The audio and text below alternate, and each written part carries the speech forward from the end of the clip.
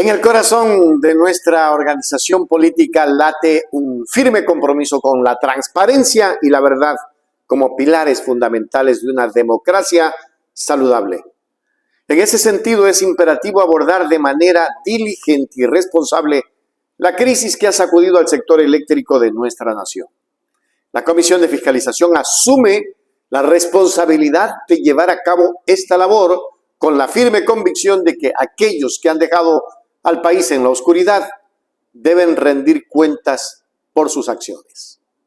El interés de nuestra organización política es transparentar, lograr una fiscalización responsable. Ayer aprobamos el primer tema, la crisis energética. Hay varios temas de sectores estratégicos, el sector petrolero, el sector de transporte, el sector de la salud y otros temas más que están dentro de la agenda de la Comisión de Fiscalización. Nuestro interés es que el país conozca la verdad. Si no hay verdad, no hay democracia. ¿Cuál es el fundamento? ¿Cuáles son las premisas en las que sustentan ustedes esta agenda? Mire, la ciudadanía ha sido víctima del abandono del Estado en el sector eléctrico.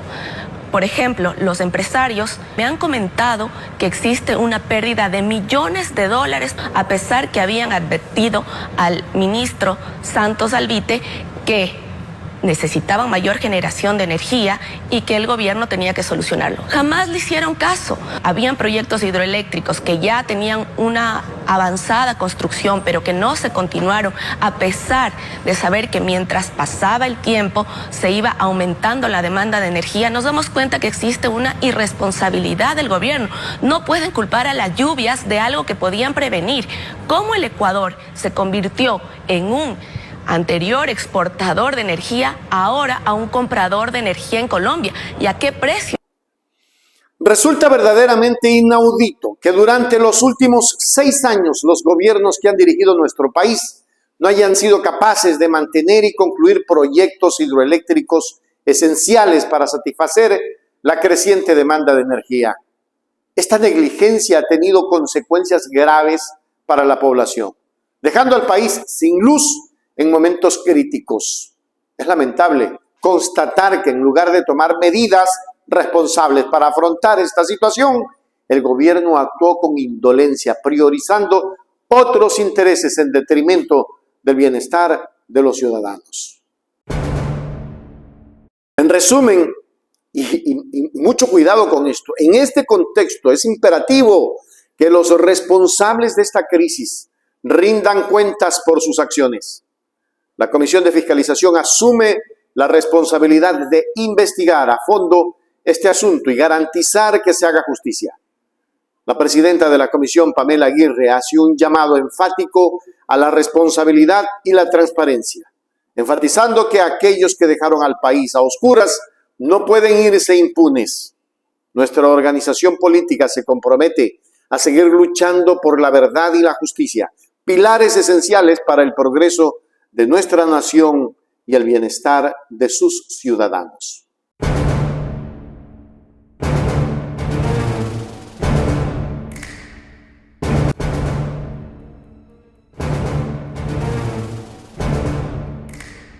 Mira tú, alcalde Aquiles Álvarez critica la fidelidad de los militantes de la Revolución Ciudadana.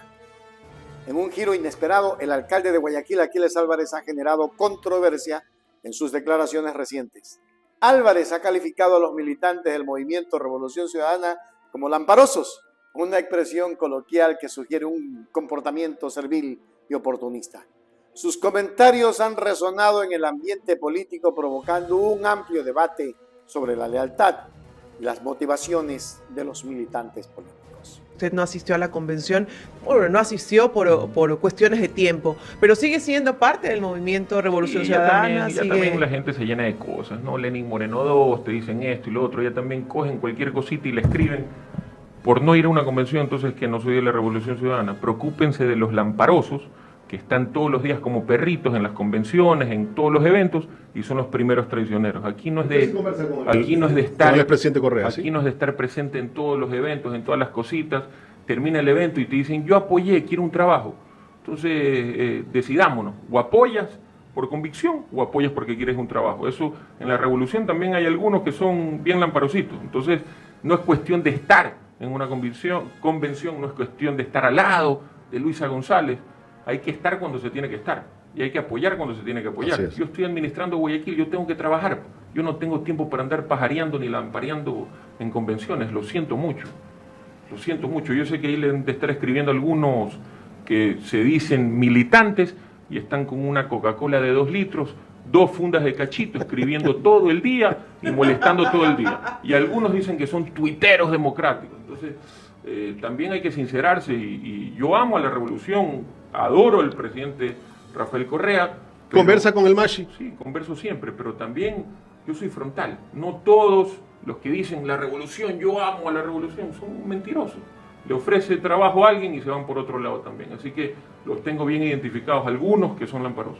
Durante una entrevista reciente, Álvarez criticó abiertamente a los seguidores de Revolución Ciudadana, acusándolos de actuar como perritos en las convenciones y eventos del partido, siempre buscando estar en primera fila y demostrar su lealtad. El alcalde cuestionó la sinceridad de estos militantes, no todos, de algunos, insinuando que muchos de ellos buscan beneficios personales más que apoyar genuinamente una causa política. Además, Álvarez destacó su propia gestión en Guayaquil, afirmando que su enfoque está en administrar la ciudad y no en pajarear, entre comillas, en eventos políticos. Estas declaraciones han provocado reacciones mixtas, con algunos apoyando su franqueza y otros criticando su enfoque decisivo. Por no ir a una convención, entonces, que no soy de la Revolución Ciudadana, preocúpense de los lamparosos que están todos los días como perritos en las convenciones, en todos los eventos, y son los primeros traicioneros. Aquí no es de estar presente en todos los eventos, en todas las cositas. Termina el evento y te dicen, yo apoyé, quiero un trabajo. Entonces, decidámonos, o apoyas por convicción o apoyas porque quieres un trabajo. Eso, en la revolución también hay algunos que son bien lamparositos. Entonces, no es cuestión de estar en una convención, no es cuestión de estar al lado de Luisa González. Hay que estar cuando se tiene que estar y hay que apoyar cuando se tiene que apoyar. Yo estoy administrando Guayaquil, yo tengo que trabajar. Yo no tengo tiempo para andar pajareando ni lampareando en convenciones, lo siento mucho. En resumen, este episodio arroja luz sobre las tensiones internas dentro de los movimientos políticos en Ecuador, especialmente en lo que respecta a la autenticidad y los motivos de los militantes. Mientras Álvarez se mantiene firme en su postura, enfocándose en su trabajo como alcalde, la discusión que ha generado promete seguir influyendo en el debate político en los próximos días. La polémica abre un espacio para la reflexión sobre la naturaleza de la lealtad política y el papel de los militantes en el proceso democrático.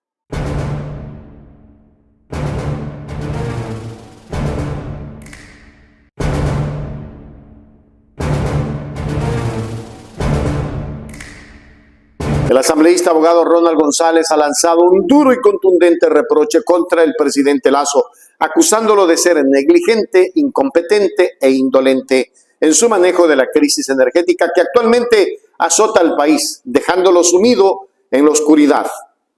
Estas fuertes críticas se suman a la creciente preocupación de la población por la falta de electricidad y la incapacidad del gobierno para abordar eficazmente esta crisis. En este contexto, es esencial analizar las implicaciones de estas acusaciones y la necesidad de investigar a fondo el desastre en el sector energético. Como un presidente de la República que se muestra ante las redes sociales hipersensible, susceptible ante el sufrimiento ajeno, ante el sufrimiento de mi pueblo. En septiembre del 2023 se anunciaba la necesidad de programas de racionamiento eléctrico.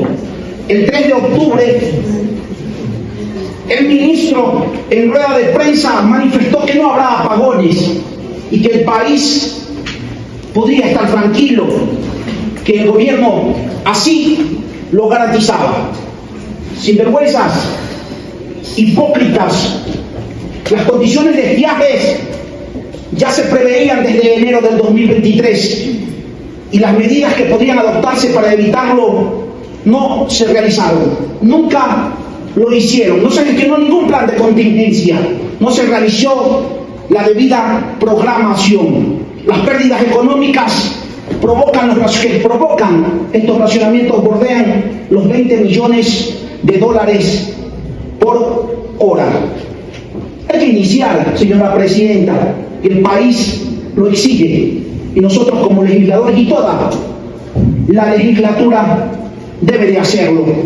Iniciar un proceso de fiscalización contra todos los involucrados de este desastre en este sector energético que tanto daño le causan día a día, no solo al sector de la economía que dinamiza nuestros pueblos, sino también a los sectores familiares. Hasta aquí mi intervención, señor. El asambleísta Ronald González no ha escatimado en sus críticas hacia el presidente Lasso, señalando que su manejo de la crisis energética ha sido negligente al no anticipar el aumento de la demanda de energía y no tomar medidas adecuadas para prevenirlas.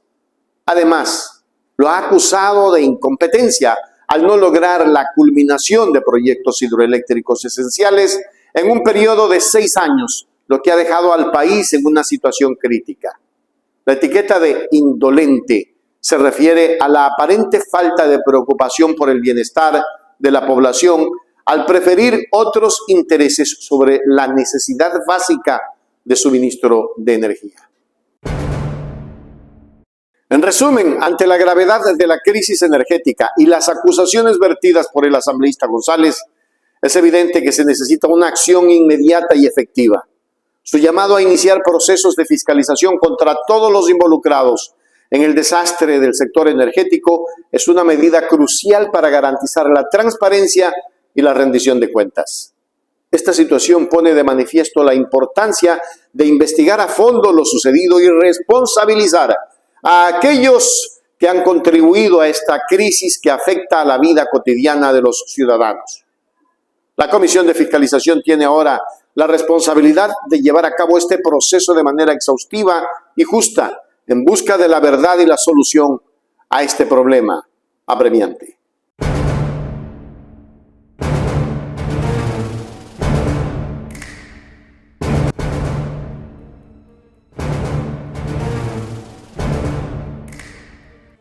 Jimmy Jairala sobre política ecuatoriana. Me rayé, dice entre comillas, y la crítica a la elección del gabinete. Jimmy Jairala, figura prominente en la política ecuatoriana, ha hecho declaraciones que resuenan en el ámbito político del país con un tono de autocrítica. Jairala admitió haberse rayado al seguir la tendencia de asociar figuras políticas con los gobiernos anteriores de Correa, Lenín Moreno y Guillermo Lasso. Sus palabras apuntan a una crítica más amplia sobre la forma en que se elige el gabinete en Ecuador, especialmente en el contexto de la administración del presidente Daniel Noboa. Ya dejen de joder. Ya déjense de joder, por Dios santo, que correísta, que anticorreísta, que el de acá trabajó con fulano, que era... Ya, por el amor de Dios. ¿Sabe qué? ¿No está harto usted como estoy yo? Yo estoy harto. Todos aquí estamos hartos. No tenemos siquiera la tranquilidad de saber si podemos salir a la esquina sin que nos alcance una bala perdida. No hay trabajo, los locales están cerrando. La economía está en soletas, no hay plata ni para pagar los décimos a la función pública. Las empresas, hasta las más chiquitas, están cerrando, por el amor de Dios, y seguimos jodiendo porque fulano de tal, que puede ser de pronto un gran ministro o una gran ministra, estuvo en la época de Correa. ¿Y a mí qué me importa que haya estado en la época de Correa? O en la de Lenín Moreno. ¿Qué me importa? Y si mañana hay un buen funcionario de Lasso que lo quiere poner el presidente Noboa, que lo ponga. ¿Cuál es el problema? Ya sabe que ya es suficiente. Yo creo que ya hemos aguantado suficiente y como aquí nosotros no nos debemos sino a ustedes. Aquí no nos debemos ni siquiera a nuestros amables auspiciadores que jamás nos han dicho esto, por favor, no toquen este tema. No nos debemos a ellos. Son muy leales con nosotros. Aquí hablamos con libertad total. Ya estamos hartos. Déjense de joder. Ya es hora. Jairala señala la problemática de etiquetar a los políticos basándose en sus asociaciones pasadas, lo que sugiere una visión polarizada y limitada de la política ecuatoriana. Esta práctica, según Jairala, impide una evaluación objetiva de las capacidades y méritos individuales de los políticos. En particular, critica la presión pública y política para influir en la selección del gabinete del presidente Noboa. indicando que este enfoque podría perjudicar la eficiencia y la independencia del gobierno. Sus comentarios han generado un debate sobre la necesidad de un mayor tema crítico y objetivo y apertura en la política ecuatoriana, así como sobre el papel de la opinión pública en la formación de los gabinetes gubernamentales. Ya sabe que ya es suficiente. Yo creo que ya hemos aguantado suficiente y como aquí nosotros no nos debemos sino a ustedes. Aquí no nos debemos ni siquiera a nuestros amables auspiciadores que jamás nos han dicho esto, por favor, no toquen este tema. No nos debemos a ellos. Son muy leales con nosotros. Aquí hablamos con libertad total. Ya estamos hartos. Déjense de joder. Ya es hora. Las declaraciones de Jairal abren un espacio para la reflexión sobre cómo se percibe y se practica la política en Ecuador. Mientras el país continúa navegando por su complejo panorama político, las palabras de Jairal sirven como un llamado a reconsiderar cómo se juzgan y seleccionan los líderes políticos. Este momento puede ser crucial para fomentar un enfoque más inclusivo y menos partidista en la política ecuatoriana, buscando un futuro donde las habilidades y la integridad sean los criterios principales para el servicio público.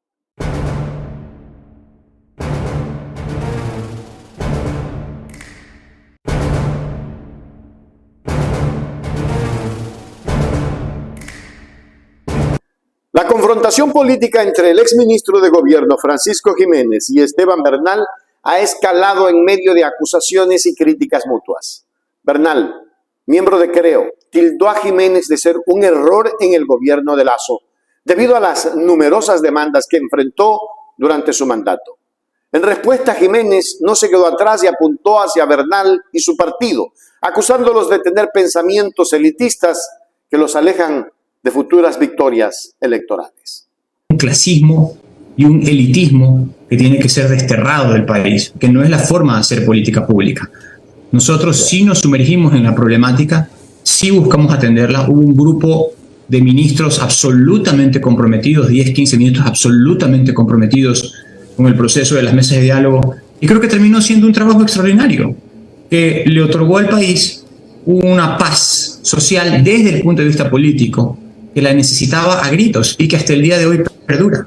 Los acuerdos, producto de las mesas, las reuniones bimensuales y todo lo que se estableció en ese momento, hasta el último día que yo me fui, quedaron funcionando. Si eso para él y para los que él representa es un error, pues ya sabemos por qué no han ganado nada en 30 años y nunca más volverán a ganar. El ministro de Gobierno que entró con 10 demandas y salió firmando 264. Francisco Jiménez. Pero claro. Pero era aliado de ustedes. Pero por supuesto son parte de los errores de este gobierno. Haber puesto a Francisco Sí, Jiménez. sí, yo lo digo de frente y lo digo sinceramente. ¿Usted cree que es coherente ingresar a unas mesas de diálogo donde tienes que tratar 10 demandas y suscribir 264? Eso es apoyarle a un presidente de la República. La polémica comenzó cuando Esteban Bernal señaló públicamente que el gobierno de Lasso cometió errores significativos y mencionó especialmente a Francisco Jiménez como uno de los protagonistas de estas fallas. Bernal destacó las múltiples demandas legales que enfrentó el exministro durante su gestión como un punto de preocupación. En respuesta, Francisco Jiménez no tardó en contraatacar, acusando a Bernal y a su partido de tener una mentalidad elitista que podría alinear a vastos sectores de la población. Jiménez enfatizó que la actitud de Creo podría llevarlos a derrotas electorales en el futuro y sugirió que necesitan replantear sus estrategias y enfoques políticos. En resumen, la confrontación entre Francisco Jiménez y Esteban Bernal refleja la tensión y la polarización en el panorama político actual. Mientras Jiménez defiende su legado y critica las acusaciones de Bernal como parte de un enfoque elitista de la política, Bernal busca señalar por supuestos errores del gobierno de Lasso. Esta confrontación resalta la importancia del debate y la rendición de cuentas en la esfera política y muestra cómo las diferencias ideológicas y las críticas pueden influir en la percepción pública y en los resultados electorales futuros.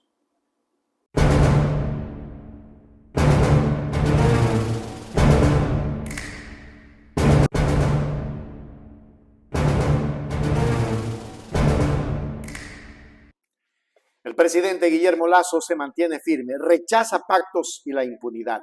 Compartíamos, convencidos ellos dos y yo, que no podíamos quedar sometidos a los votos de algunos asambleístas que no eran parte de nuestro proyecto político y que a cambio de esos votos exigían cosas que no les podíamos dar.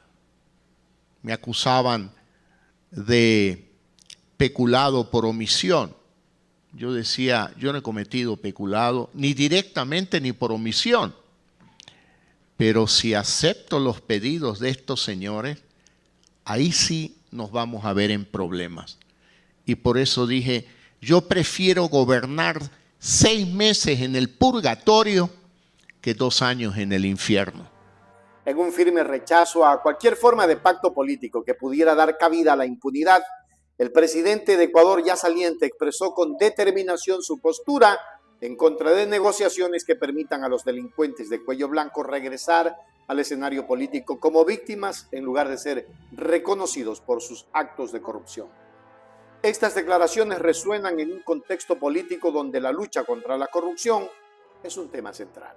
Hubiera sido imperdonable, absolutamente imperdonable, retasear el Estado para que un político superviva en el poder, sometido a ¿quiénes? A los corruptos de siempre. Eso era inaceptable. Por eso con orgullo digo, yo puse por delante al interés del Ecuador, por arriba, muy por arriba de mi interés personal de permanecer en el poder.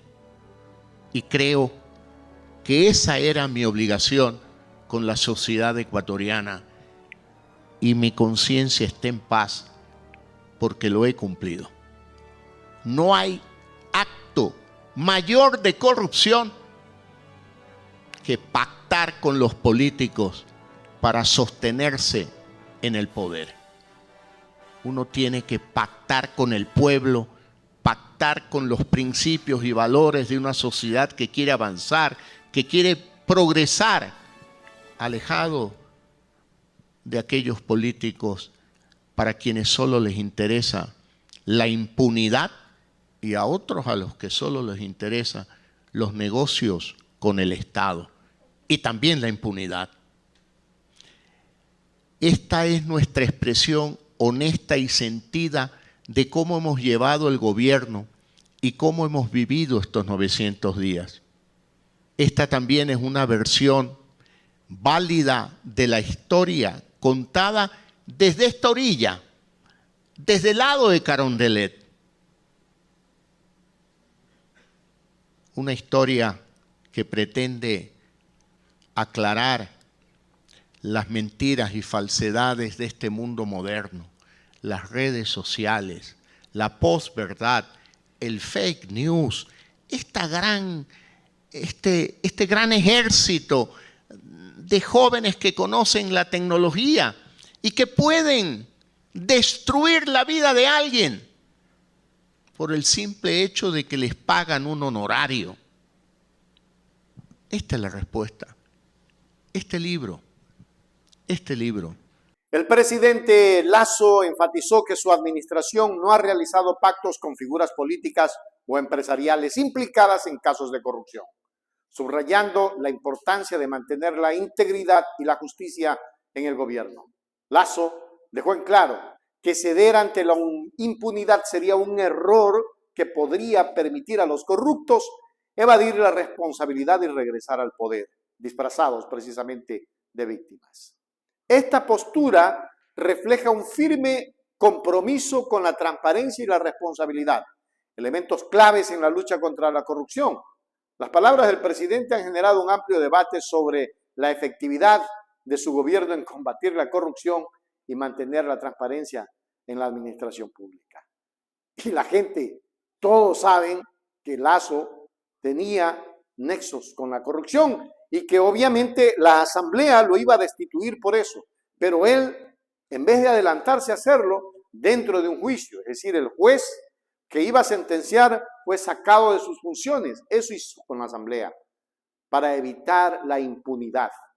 Y es lo que la asamblea debe de ejercer ahora. El derecho a que por 2 años este señor Lasso no pueda ejercer funciones públicas, porque le hizo daño al Ecuador con aquello. La ley es la ley, señor Lasso.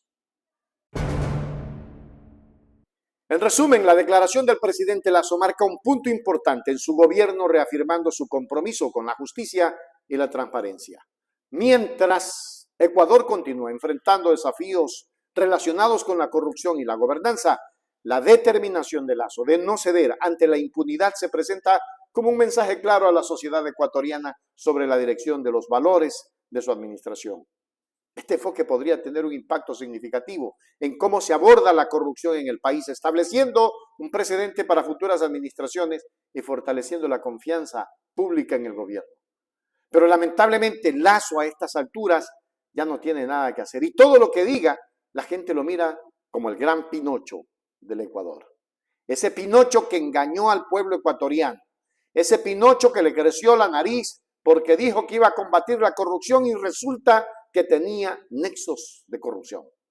Esperemos que pronto salga a la luz pública lo de Pandora Papers y en el caso de Moreno lo de INA Papers y todos aquellos actos que fueron tapados por quienes le solapaban al señor Lasso toda su corrupción.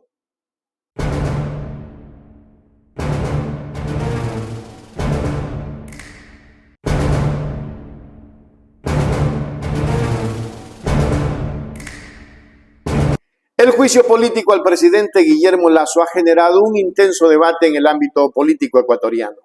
Pierina Correa ha arrojado luz sobre el proceso en curso. Según Pierina Correa, actual legisladora y figura destacada en la oposición del Pleno de la Asamblea Nacional, enfrenta la crucial decisión de archivar el juicio o seguir adelante con la votación. En este contexto es importante comprender las implicaciones de este proceso y cómo podría afectar al presidente Guillermo Lasso, que ya prácticamente deja de serlo y que aún sigue firmando a 24 horas de irse. Qué lástima por el Ecuador. No va a poder ser destituido, pero no se trata de tiempos o no, ni de si queremos o no. Se trata de temas que quedaron pendientes en la Asamblea con la disolución. La disolución no desapareció el juicio político, ni lo archivó, ni lo simplemente entró en pausa. El Pleno votarlo. Correcto, o sea, ahora ustedes van a estaba en proponer etapa de debate, ya había arrancado el debate, por lo tanto, el Pleno de la Asamblea tiene que decidir si se lo archiva o si se continúa con la votación y el trámite hasta el final. Solo sería prácticamente reunirse para votar. Prácticamente, para votar y censurarlo o no. Correcto. ¿Ustedes van a impulsar que se vote en el Pleno esto? Por supuesto. Nosotros los aliados, lo propusimos, no puedo responder en nombre de los aliados. De eso. Sin embargo, por lo menos los socialcristianos fueron parte de la iniciativa del juicio político. No sé cuál sea la postura de ADN como gobierno, pero entendería que por lo menos socialcristianos votarían a favor. Ahora, ¿qué pasa? No es solamente, ya no puede ser destituido, porque evidentemente ya no será presidente, pero sí puede ser inhabilitado, censurado, inhabilitado por 2 años para ejercer cargo público, por un lado, y de considerar con la documentación presentada del debate que haya base para iniciar acciones en el ámbito judicial, que ya no es nuestro ámbito, nuestra competencia, que es lo que hace la Asamblea Nacional, reúne toda la documentación y la envía a Fiscalía para que ellos, en ejercicio de sus funciones, analicen si corresponde o no, procede o no, hay sustento o no para iniciar acciones en el ámbito judicial. Y es que al firmar, ya Noboa debió iniciarle acciones legales. Pero Pierina Correa ha explicado en el juicio político a Guillermo Lasso no tiene como objetivo destituirlo de la presidencia, ya que la Constitución ecuatoriana establece requisitos específicos para la destitución presidencial que no se cumplen en este caso. Sin embargo, Lasso sí podría enfrentar una censura por parte de la Asamblea Nacional si la mayoría de los legisladores vota en su contra. Esto tendría implicaciones políticas significativas, ya que una censura representaría una fuerte reprimenda al presidente y podría debilitar su posición en el gobierno. Es decir, Lasso podría enfrentar por lo menos 2 años de no participación. Pero es que eso no es todo. Podría tener implicaciones ecuatorianos penales por todo el daño que le ha hecho al pueblo ecuatoriano. Ojalá algún momento no diga que está enfermo en Miami, en las islas, en cualquier lado, como lo hizo Moreno. No puedo ir porque estoy enfermo. Y se fue llevando muchos recursos. Y hizo y deshizo de la Constitución manejada por alguien que realmente le hizo tanto daño como fue el Trujillato. En resumen, el juicio político a Guillermo Lasso es un tema de gran relevancia en la política ecuatoriana y la perspectiva de Pierina Correa arroja luz sobre el proceso en curso. Si bien es improbable que el presidente sea destituido, la posibilidad de una censura no debe ser subestimada, ya que podría tener consecuencias significativas para su mandato que ya termina y la estabilidad política del Ecuador. La decisión final del Pleno de la Asamblea Nacional será fundamental para determinar el resultado de este proceso y su impacto en el país.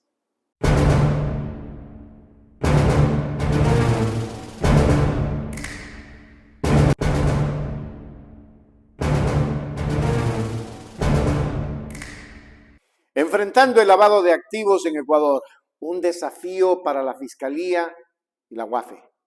La Unidad de Análisis Financiero UAFE de Ecuador ha revelado que posee 1.280 informes ejecutivos que contienen listado de entidades y personas involucradas en prácticas de lavado de activos.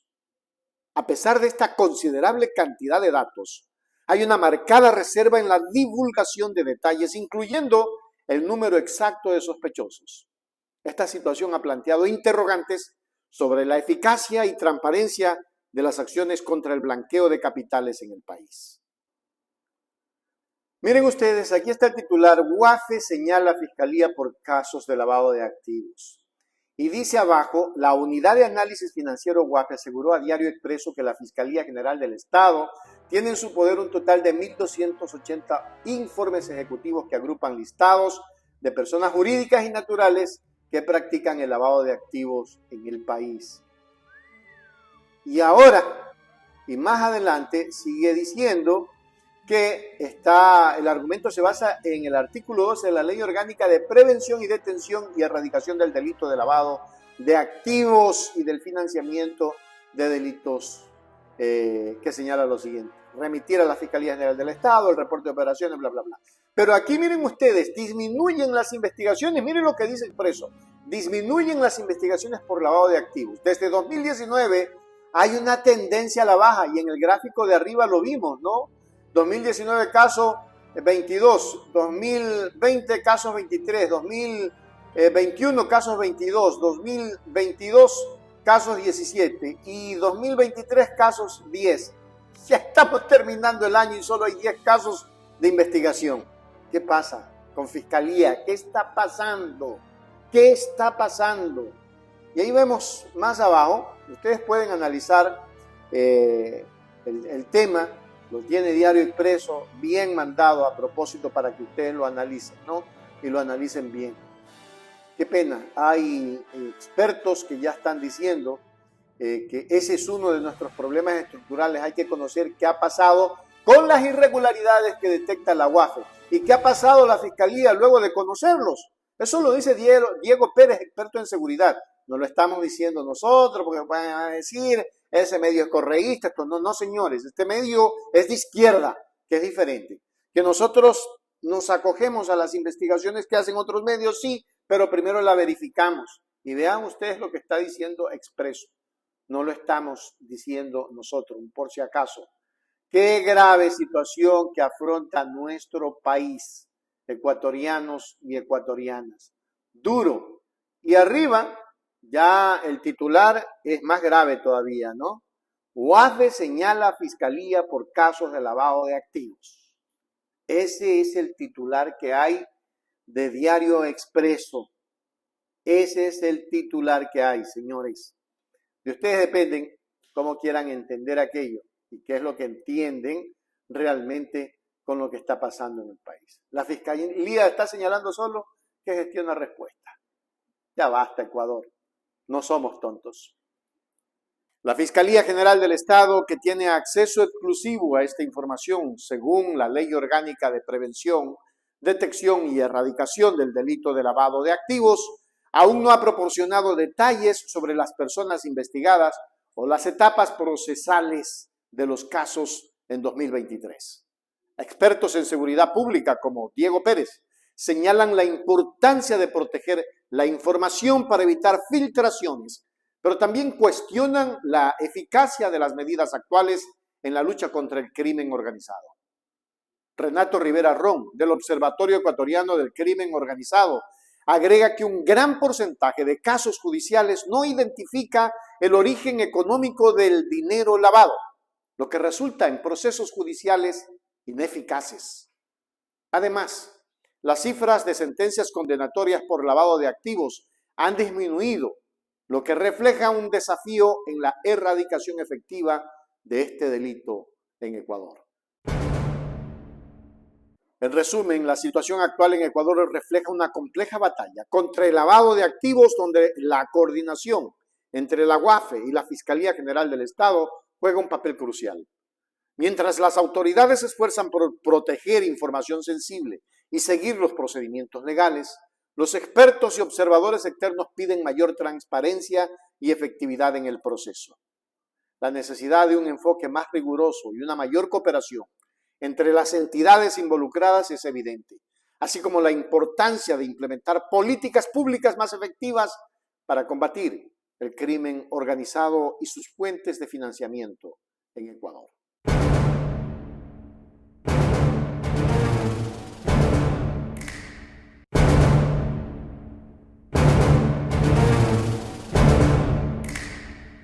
Ciudadano María Paula Romo, una figura política destacada en Ecuador, ha hecho declaraciones controvertidas en relación con la situación de Patricio Carrillo, quien ha enfrentado obstáculos para asumir su curul en la Asamblea Nacional.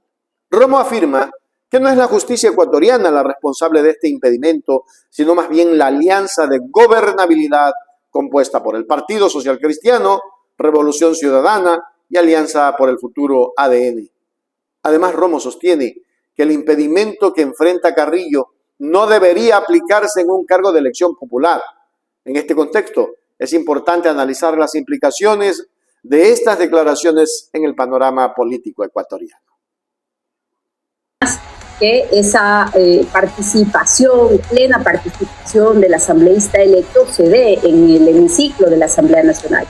Pero no es la justicia ecuatoriana la que ha impedido que lo haga. ¿Quiénes han impedido que esté en la Asamblea Nacional por ahora?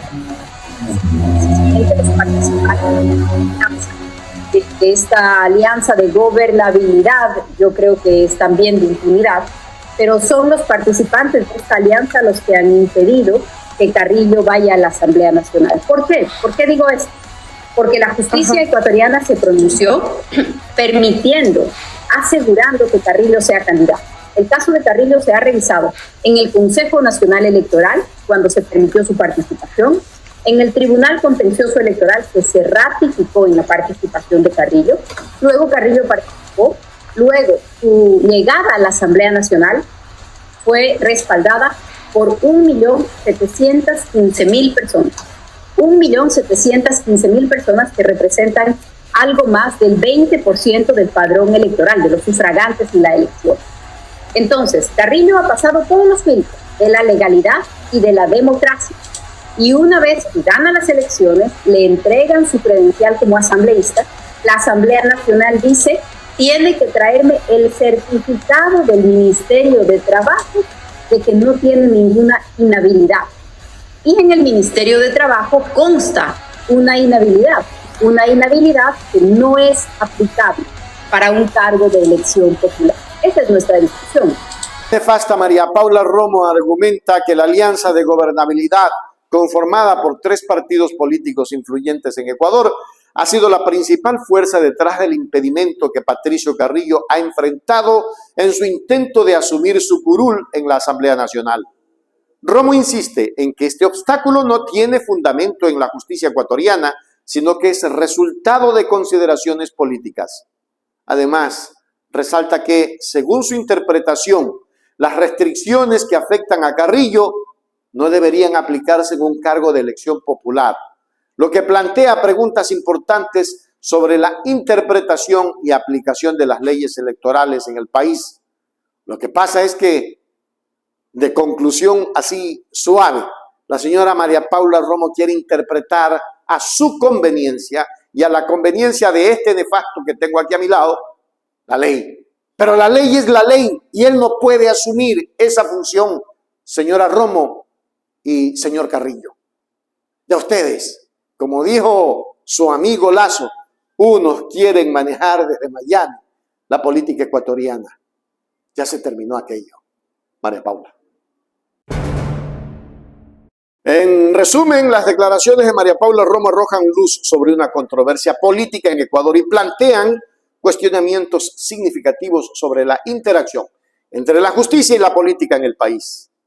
Esta situación destaca la importancia de una situación de discusión abierta y transparente sobre las normas y regulaciones que rigen los cargos de elección popular y cómo se aplican en la práctica.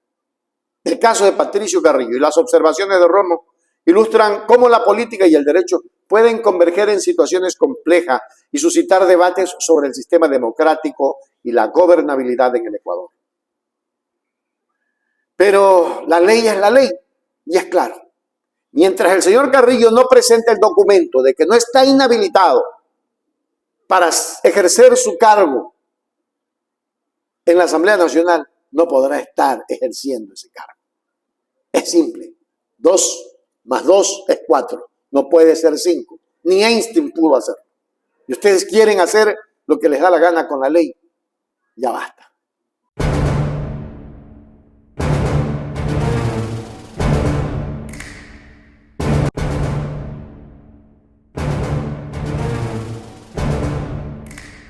Controversia en el libro de los 900 días de Guillermo Lazo, asambleístas y el juego del poder. El reciente bestseller que documenta los 900 y pico de días de la gestión del Guillermo Lazo en la presidencia ha desatado controversias políticas. El libro afirma que asambleístas intentaron negociar con el presidente para evitar la disolución de la asamblea. Una revelación que ha preocupado y provocado reacciones mixtas entre los políticos ecuatorianos. Este escenario que hoy se ha abierto al debate sobre esta integridad y las prácticas en el ámbito político del país. Y aquí tenemos el post de Esteban Torres Cobo, que dice: en el lamentable libro de despedida del saliente se hace, como de costumbre, una mentirosa afirmación que me permito aclarar, ya que fui uno de los asambleístas que lo interpeló en el juicio político. Y la aclaración ha sido ya incorporada en un libro sobre la muerte cruzada que publicaré en los próximos días. En su libro de despedida, miren lo que dice Esteban Torres. Lazo menciona que cuando los rumores sobre la firma de la muerte cruzada se hicieron públicos, y mucha atención a esto, se hicieron públicos,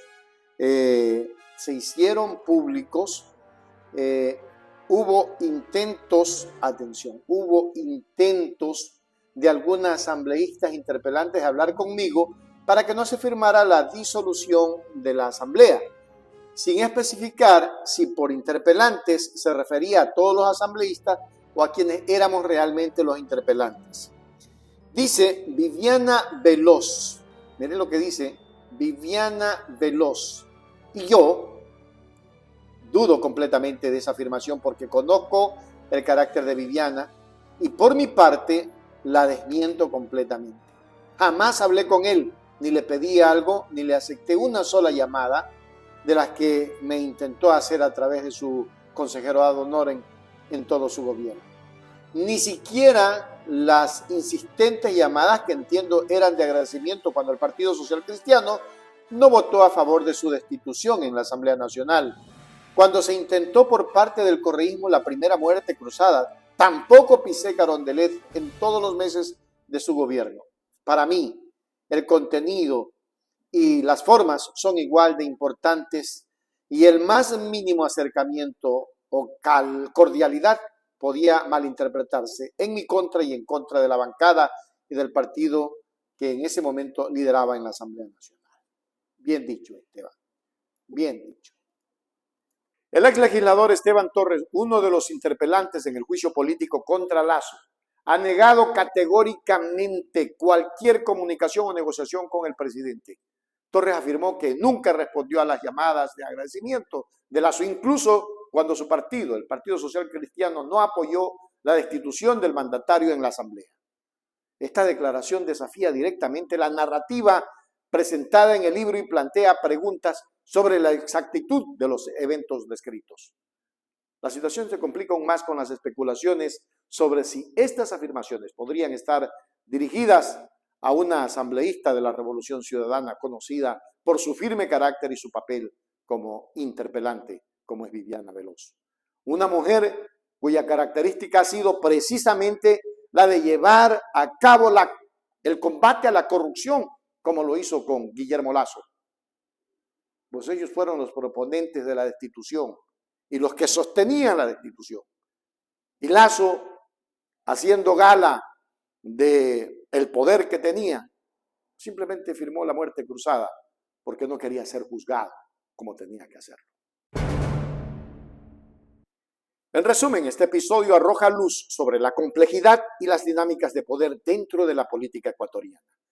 Mientras el libro del gobierno de Lazo busca documentar su gestión, las reacciones de figuras políticas como Esteban Torres y Viviana Veloz revelan un panorama más matizado y posiblemente conflictivo. Este incidente no solo refleja las tensiones entre diferentes facciones políticas, sino que también pone en tela de juicio la transparencia y la veracidad en la representación de los hechos políticos. A medida que el debate continúa, se evidencia una creciente necesidad de claridad y honestidad en el discurso político de Ecuador. No te olvides de dar like. Es importantísimo tu dedito arriba y más importante aún que te suscribas a nuestro canal.